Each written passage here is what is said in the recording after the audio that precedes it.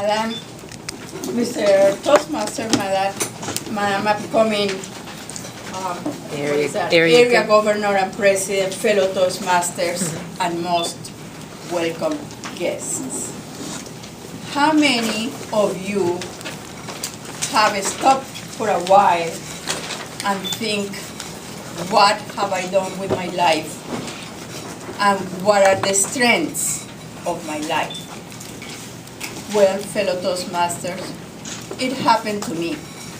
It came a moment in my life when I started analyzing my life. I closed my eyes and I asked to myself, Amparo, what are the strong points and the people who made you what you are today? Well, I opened my eyes, I'm looking around, and that was a very big question. Because you cannot point at one thing. There are many things, there are many people who form your personality and make you the person you are today. Could be your parents, your relatives, your friends, people at work, everybody. But something stood out. And guess what it was? Love. Love was what stood out for myself that made me the person that I am today.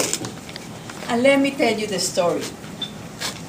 Once upon a time, in 1979, when I was young and beautiful, you're still beautiful. I came to this country from Colombia, and I arrived in New York, all the way north, to go to college.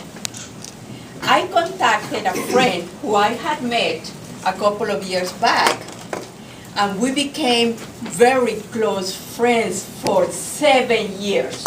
7 years, we became very good friends. And it came the moment when this person asked the question. He said, Amparo, would you like to be my wife? Would you be my partner in life? And I was so happy. And I didn't hesitate to answer, yes, I will. And at that moment, I made a promise to myself and to himself that I will be with him in richness and in poor, in happiness and in sadness, in sickness and in health.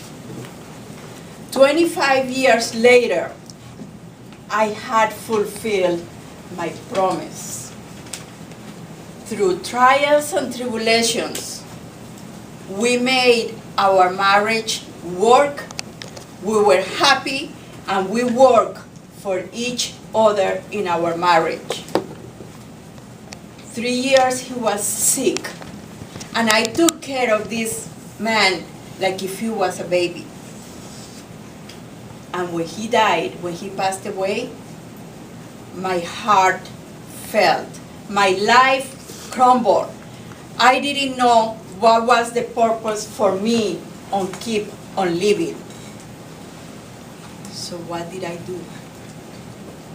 I hid myself under the skirts of friendships and under the skirts of jobs and work, became a workaholic, never to be at home because I always wanted to be with people to feel that emptiness that my husband has left in my life.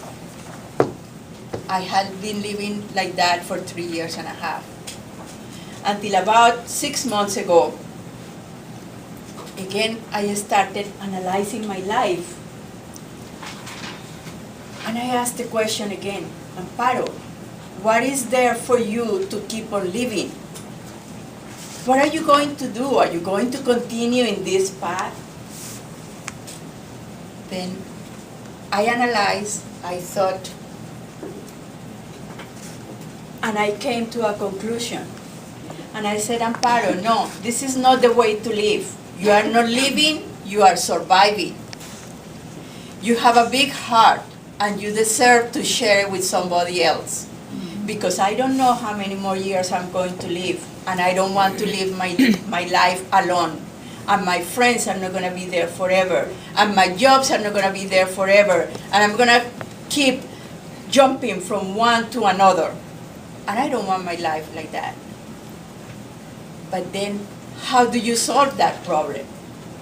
And I thought to myself, well, open up your heart.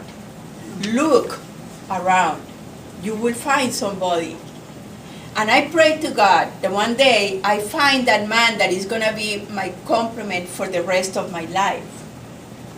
So far, I had to take this step and move forward. I have to get off of that comfort zone that I had with my friends and my jobs. And I have to look around. I found a man. He's a very nice man. He gives me simple pleasures, make me happy. The relationship is too young to say this is going to be the man.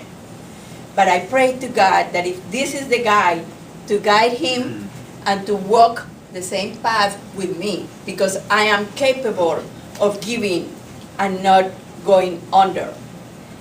To all of you, my fellow Toastmasters, I encourage you, please don't end your life because an event happened.